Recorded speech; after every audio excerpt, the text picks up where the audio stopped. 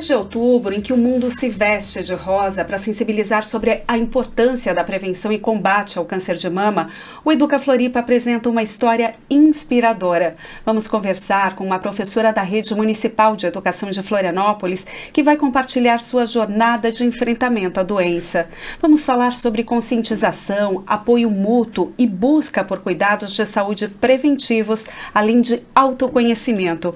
Um grande alerta para as educadoras, as estudantes e para todas nós mulheres. E a minha convidada é a Gabriela Valdelina Duarte. Muito obrigada, Gabriela, por compartilhar a sua história com a gente, por estar aqui no Educa Floripa.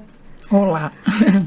Gabriela, você é professora de educação infantil? Sim, eu sou professora de educação infantil. Eu me formei em agosto de 2012, né?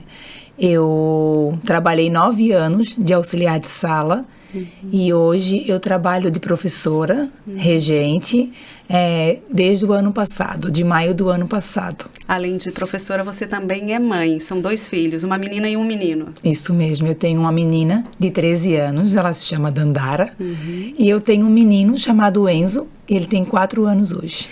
Gabriela, e quando você recebeu o diagnóstico de câncer de mama? Foi em período de amamentação? Isso mesmo. Eu amamentava meu filho, ele tinha 1 ano e 11 meses nesse tempo. Eu amamentei, lembro que fui dormir e eu senti uma dor no seio, como se fosse uma dor de leite, de fisgada de leite no seio. Porém, eu não dei importância e fui dormir. Pela manhã, quando eu levantei para amamentar e também me trocar, eu vi o seio todo cheio de vermelhidão, como se fosse uma infecção. Fui até o banheiro, tentei apertar o seio, saiu uma secreção que eu diferenciei de leite e fui então buscar ajuda no postinho de saúde. Ao chegar lá no postinho de saúde, o médico com a enfermeira, eles conversaram comigo, me levaram para fazer um exame de autoconhecimento, de toque, né? O autoexame. E eles disseram que era possível mastite. Eu que até questionei, porque já tinha um bebê de 1 ano e 11 meses ali, mas eles me falaram que isso poderia acontecer. Me deu ibuprofeno, fui para casa, a infecção resolveu, porém, eu continuei com uma bolinha que me chamava a atenção no peito. Ela era uma bolinha intrapeitoral, não localizava exatamente no seio, era um pouco mais acima. E essa bolinha, ela era móvel, não era uma bolinha dura, era uma bolinha mole, que eu conseguia tanto mexer ela na lateral quanto apertá-la. Eu, então, aquilo começava a me intrigar. E aí, então, eu fui buscar ajuda com uma ginecologista. Você foi investigar um pouco mais a fundo. Para investigar mais a fundo. Ela me pediu um ultrassom de mama. Eu fiz esse ultrassom de mama em março de 2021. E lá em março, o ultrassom ele saiu como se fosse um cisto d'água ou de leite. Voltei na ginecologista, ela me disse para não ficar preocupada, porém eu teria que voltar em 6 meses para fazer uma reavaliação. E mais uma vez ela falou, algo móvel, então eu acabei quebrando alguns protocolos. Porque tudo indicava que não seria nada grave, que né? Não seria Também nada grave. Você não tinha casos, né, de câncer de mama na família. Isso mesmo. Foi questionado também sobre a questão de ter alguém, algum caso de câncer de mama na família, porém eu não tinha ninguém, eu estava amamentando e essa bolinha era considerada como um cisto realmente. A única coisa que me intrigava é que ela não sumia. Eu amamentava e ela não sumia, né? E em 6 meses exatamente eu voltei para fazer um novo ultrassom. E aí, na ultrassom, o ultracionista já me questionou. Tem algum caso de câncer de mama na família? E eu mais uma vez disse não, porém aquilo já me deixou um pouco sem chão. Eu voltei na ginecologista já com um pré-laudo ali, pré-diagnóstico, falando do BIRADS 4, que ele já é um BIRADS para uma possível punção. E aí ela me pediu uma punção. Eu fiz a punção, depois de 15 dias a punção saiu, e aí já saiu falando de um carcinoma. E aí, nesse momento, é preciso respirar fundo e fazer um planejamento, né? O que eu vou fazer a partir daqui, de agora em diante, né? É isso aí. A palavra câncer, ela é uma palavra que ela já assusta por si só, né? Ela vem carregada com muito medo, né? De muito medo e muitas coisas que a gente pode desmistificar, outras coisas a gente tem que considerar. Hoje a gente já sabe, né? Eu tento estudar bastante, tentar conhecer bastante, reconhecer aquilo que eu tive, né? E aquilo que eu posso também estar falando. Dessa questão da metástase, hoje muitas pessoas vivem ainda paliativas, porém é algo que me deixou sem chão e sem estrutura alguma para replanejar a minha vida. E aí você contou com uma rede de apoio? Isso aí. Nesse momento, a primeira pessoa que ficou sabendo da questão do câncer, né, do diagnóstico da punção, foi a minha diretora, a Fabiana. Ela estava comigo no momento em que eu olhei. Depois a gente entrou em contato com meu esposo, que foi me buscar. Eu moro na Costa da Lagoa, uma distância de uns quase 15 minutos da minha casa. Ele me buscou de barco, eu não conseguia nem caminhar. Ele me levou para casa e eu não sei nem explicar o sentimento que eu tinha naquele exato momento. A única coisa que eu pensava era nos meus filhos, na minha família, e aí a gente começa a passar um filme na cabeça. Então essa foi a primeira cenas que passaram pela minha cabeça. Não é um diagnóstico fácil de se receber. Como que você virou a chave para não ficar mergulhada no sofrimento? É isso aí. Eu sempre brinco muito com meu esposo que ele é uma pessoa bem sensata. Quando eu cheguei desesperada, provavelmente ele estava também desesperado, mas ele não me transmitia isso. A única coisa que ele falou você vai vencer, nós vamos vencer. E a gente vai junto fazer tudo isso, junto nessa. Eu lembro que a gente começou a correria de busca de exames e consultas, e muitos exames foram à noite, a gente ia, o horário que tinha. E a chave foi virada exatamente no momento em que eu consultei com todos os exames prontos com a minha oncologista, doutora Maria Tereza. E ela me falou assim, isso não é seu, isso está em você. E agora, juntos, nós vamos combater isso. Eu com a ajuda medicamentosa, todo o tratamento, e você com a força espiritual, com a força do coração, do corpo, da família, da rede de apoio, daqueles que você tem, você vai para frente. E aí, assim, eu virei a chave. Tem uma... Antes de tudo isso, né, de eu pensar ainda em lutar, eu estava lutando, mas eu penso que com poucas armas. Porque... no momento que me falaram sobre tudo que ia acontecer do tratamento, que poderia acontecer, todo o tratamento que eu ia ter, o que eu ia fazer e o que poderia acontecer, me disseram da queda do cabelo. Certo. E eu não me acho uma mulher muito vaidosa, porém eu penso que o cabelo, para mim, ele me trazia uma personalidade, uma figura de uma mulher que estava ali. E no momento em que ela me falou, o cabelo vai cair. Isso é uma certeza. Ela foi muito clara no que eu poderia passar pelo tratamento, mas a questão do cabelo, ela foi muito clara que ele iria acontecer. Na segunda sessão, meus cabelos começaram a cair. Depois daí eu penso também que além da nossa rede de apoio, o psicólogo, oncológico, ele faz uma grande diferença na nossa vida. Eu tive um apoio muito gigante do apoio psicológico, né, de alguém especializado para esse assunto.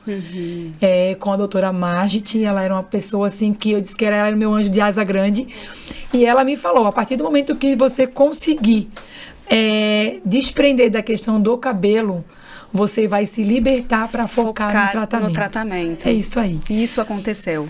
Isso aconteceu. Daí eu falei, me dá uma estratégia, porque eu moro num lugar muito pequeno e às vezes o olhar julgador também te deixa muito para baixo. Sim, dói. E aí eu lembro que minha mãe, ela mora uns 15 minutos da minha casa.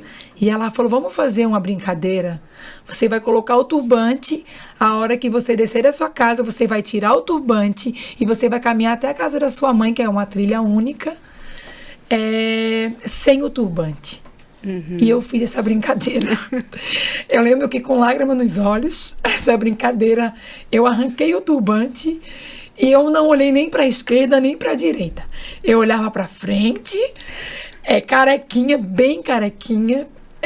Eu lembro que meu esposo, ele cortou o meu cabelo, né? Voltando um pouquinho, ele cortou quando caiu. Minha irmã veio, cortou os pedacinhos, deixou ele curtinho aqui. E depois ele cortou com a máquina e ainda passou um presto barba para ficar bem lisinha. E quando eu fiz essa brincadeira de tirar a touca, o turbante e me libertar dessa imagem que eu queria passar a alguém, eu lembro que foi libertador. A ida foi bem difícil. Lembro que eu chorava, eram lágrimas e ia até a casa da minha mãe. Mas a volta, eu respirei fundo e disse, vamos lá. E foi representativo mesmo, para você incorporar uma nova postura. Isso é muito importante para todas as mulheres que estão passando por esse momento. Isso mesmo, porque nesse momento, eu lembro que assim que meu esposo raspou meu cabelo, eu fui me olhar no espelho, eu dizia, meu Deus, quem sou eu? Eu não tinha sobrancelha, não tinha cílios e eu não tinha cabelo. Mas é preciso se reconhecer nesse movimento. A gente sabe que é um período muito desafiador, de muito sofrimento, mas ele também traz muito autoconhecimento, né, Gabriela? Quando eu comecei a reconhecer, isso foi um trabalho muito lindo e uma oportunidade, não sei se eu posso falar assim, mas que eu tive de me reconhecer como mulher, como Gabriela. Quem sou eu agora, né? Sem todos esses adereços, quem é a Gabriela? E eu comecei a me auto-reconhecer total. Aquilo que eu gostava de fazer, aquilo que eu gostava de comer. Eu lembro que eu tinha uma vida muito mecânica, de trabalho, de ser mãe, de ser mulher, de toda essa parte que eu não percebia as coisas pequenas da vida. E eu comecei a me dar esse tempo, esse momento. Se reconectar com você mesma e se reconhecer o que eu gosto de fazer, o que me faz feliz. É isso mesmo. Foi um momento, em meio a tanta turbulência, eu conseguia me sentar debaixo de uma árvore, ler um livro. Eu acordava pela manhã e eu tentava sentir o cheiro da natureza, ouvir os pássaros cantar. Ver uma borboleta passar e dizer, nossa, que linda que é uma borboleta. E olhar a natureza da onde eu moro. Eu moro de frente para a lagoa. Que é um lugar lindo, a Costa da Lagoa, né? Que é um lugar lindo. E esse foi o momento que eu me conectei comigo mesma, assim, me conheci. Eu achava que eu me conhecia porque eu era muito atrelada a essa questão da saúde. Mas eu vi que eu um pouco me conhecia, assim, né? Você falou dessa questão da saúde. A recomendação de prevenção passa também por questões de hábitos mais saudáveis, né? Por manter, a gente cultivar hábitos saudáveis, uma vida também mais leve, sem tanto estresse. E aí, Gabriela, eu vou aproveitar para fazer uma pausa, porque nesse mês de conscientização, a equipe do Educa Floripa foi buscar mais informações sobre diretrizes de saúde, rastreamento do câncer de mama e comportamentos preventivos. Antes de falar sobre rastreamento e diretrizes, eu acho que é super importante as pessoas conhecerem o que significa cada um desses conceitos. Então, falando sobre diretrizes, né, quando a gente fala essa palavra, né, o que ela nos diz para nós profissionais de saúde, né? Ela nos diz que a gente deve seguir todas as recomendações, né, que seguem as melhores evidências científicas para atuar com uma pessoa que necessita de uma intervenção ou necessita de um tratamento, de uma prevenção, né? Os exames de rastreamento, eles seriam os exames na qual a gente identifica numa determinada população saudável, né, que ela pode realizar aqueles exames a fim de a gente localizar situações de risco ou doenças já estabelecidas.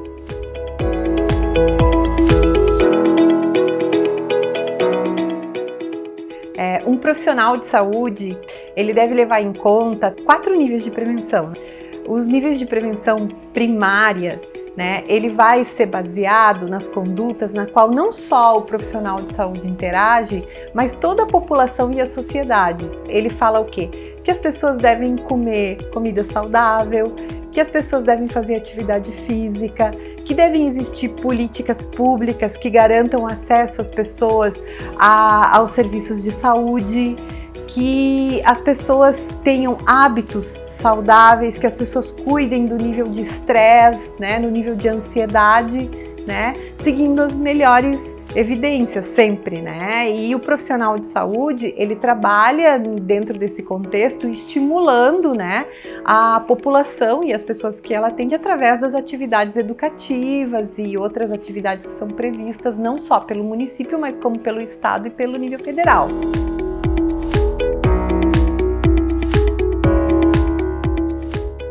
A gente tem que pensar no que a gente coloca na nossa mesa, né? No que a gente come, de como que a gente cuida da nossa saúde mental, de como que a gente previne o tabagismo, previne a obesidade, como a gente movimenta o nosso corpo, né?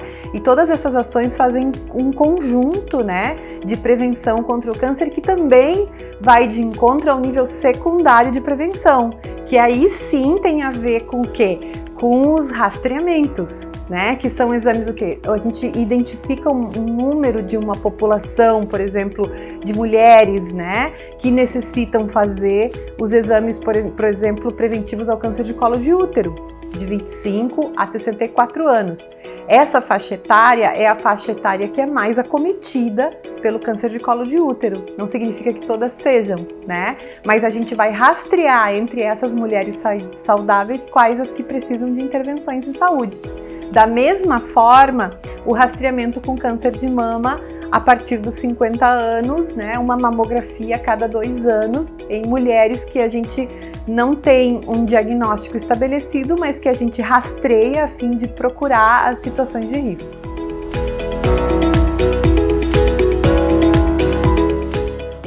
De 2020 a 2022, né, tem uma estimativa que fala de 66 mil mulheres em torno, né? É um dos cânceres que mais mata no mundo e o segundo que mais mata no país. Então, ações como essa que a gente vem conversando aqui são muito importantes quando a gente fala em níveis de prevenção. A gente ainda tem os níveis de prevenção terciária, que são aqueles para as pessoas que já foram acometidas, né, e que a gente tem que fazer a readequação dessas pessoas na sociedade de novo, né, trazer elas para uma vida, para restituir aquilo que elas perderam com o diagnóstico do câncer. E ainda o profissional de saúde tem um outro tipo de prevenção, que é a prevenção que a gente chama quaternária, que é aquela prevenção do excesso de cuidado, que é aquela prevenção que me diz assim, estas pessoas não necessitam fazer este exame porque ele pode, inclusive, expor essas pessoas a outros riscos.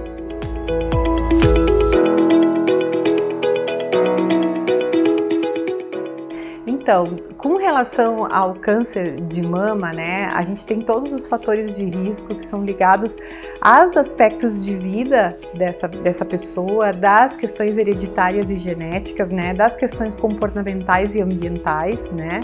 O câncer de colo de útero, ele já fica mais relacionado à prevenção, né, e principalmente à detecção precoce. Mas os dois tipos de câncer é necessário que os exames de rastreamento sejam realizados dentro daquilo que é preconizado pelo Ministério da Saúde, né, baseado nas melhores evidências, a fim de que a gente tenha a detecção precoce. Né? Então, é muito importante que as pessoas procurem o serviço de saúde no outubro rosa, claro que é o mês de conscientização, mas o ano inteiro se não conseguir vir no outubro rosa, porque os serviços de saúde estão sempre preparados para trabalhar em cima desses 4 níveis de prevenção. Valdelina Duarte, que é professora da rede municipal e que está compartilhando com a gente a sua história linda, de muita força, de enfrentamento ao câncer de mama. Gabriela, a gente estava falando antes sobre a questão do autoconhecimento, de se redescobrir, né, durante esse momento tão delicado. Mas nesse momento você também teve uma notícia muito boa. É verdade. Então, um dos meus maiores sonhos era entrar e me efetivar. Na verdade, eu já era efetiva como um auxiliar de sala, né? E eu tinha um sonho de me efetivar como professora do magistério na rede municipal. Em 2019, antes de descobrir a doença, eu prestei o concurso e veio a pandemia, então a gente não teve chamamento. Quando a gente retornou e descobri o câncer, em dezembro daquele mesmo ano, eu fui chamada. E daí eu disse, agora, né? Mas eu cheguei até aqui, vamos lá. E isso foi um impulso muito maior. Uma injeção de ânimo. Foi uma injeção de ânimo. Eu lembro que eu fui na perita e fiz todos os exames lá de admissional. E a perita me falou que para eu retornar daqui 6 meses, que eu ainda estava em tratamento, né? Fizemos uma contagem de mais ou menos quanto tempo eu retornaria. E eu falei, eu vou voltar aqui. Eu lembro que eu falei, ela disse, vai sim. E então, em maio de 2022, eu voltei, né, com todos os exames prontos e passei na perita e eu assumi, então, o cargo de professora efetiva da rede de Florianópolis. Parabéns! Obrigada!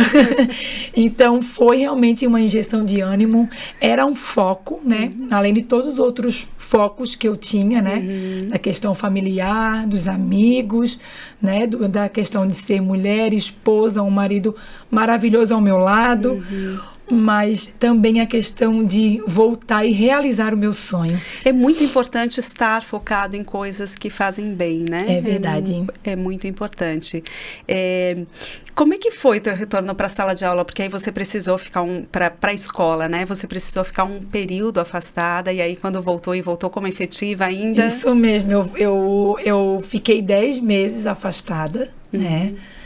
E eu lembro que um período ali de 2021 eu fiquei realmente afastada das pessoas, porque era um período ainda de pandemia, nós precisávamos ter muito cuidado ali com o problema que eu estava enfrentando e com a imunidade.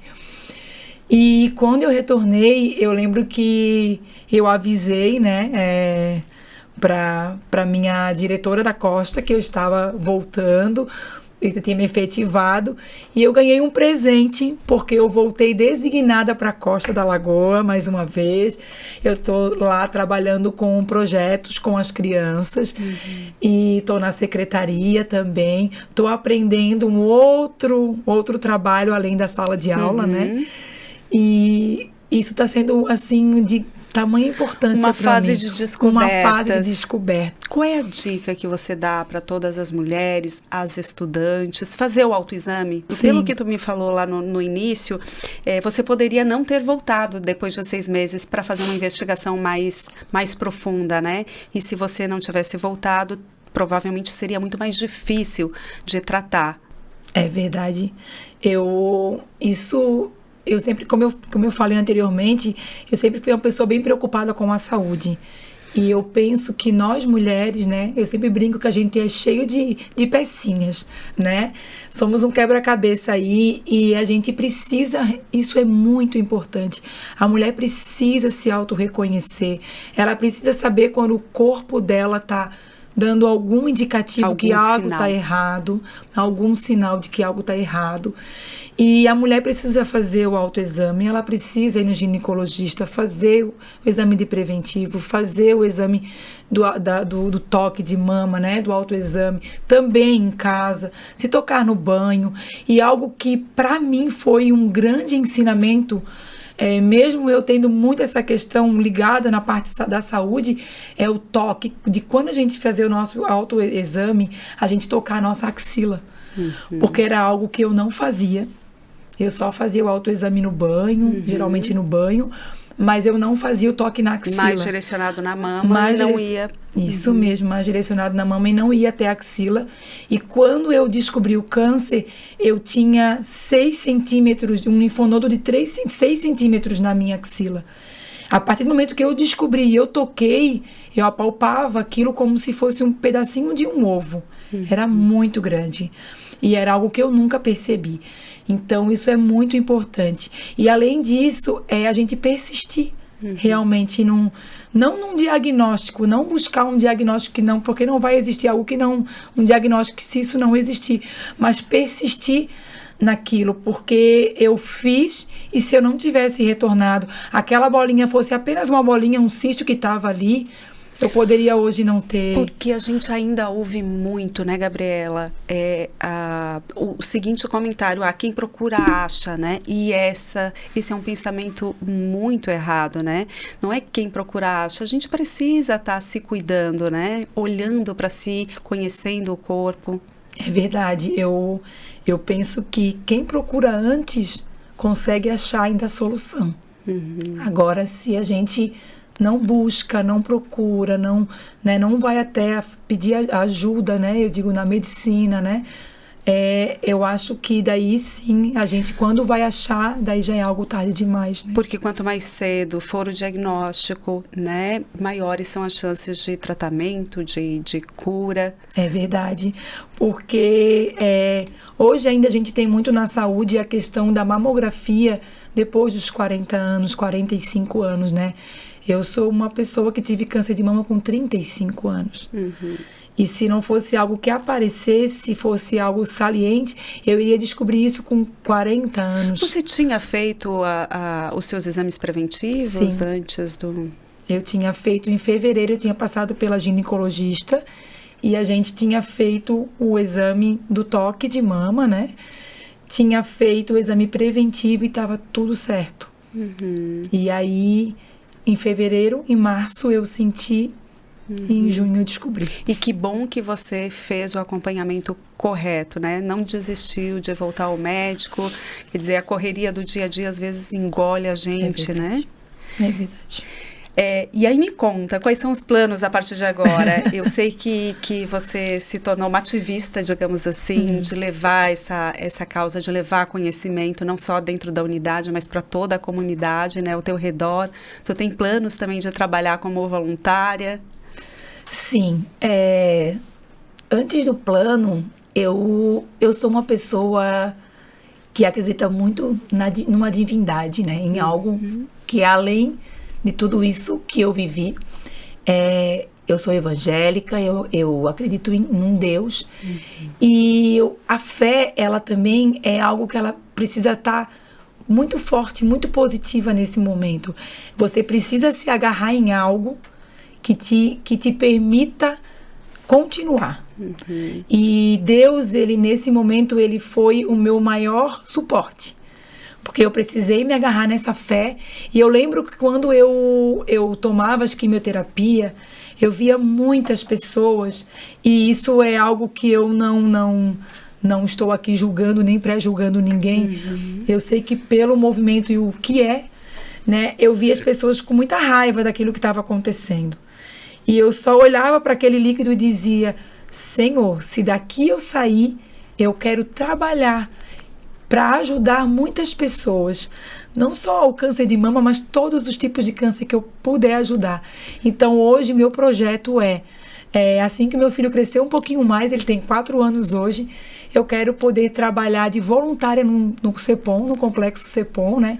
Quero poder estar trabalhando em qualquer lugar que me chame para estar falando um pouco sobre a minha história e podendo ajudar aí muitas mulheres e pessoas no mundo. Gabriela, que bonito. Nosso tempo está encerrando, mas eu queria que tu deixasse uma última mensagem. A dica é seguir uma vida mais leve, ter otimismo, pensamento positivo. Isso. Eu acho que a dica para todos hoje é isso. Ter esse pensamento positivo, ter uma vida mais leve, né? Como é que eu posso falar? Dar mais importância àquilo que realmente importa.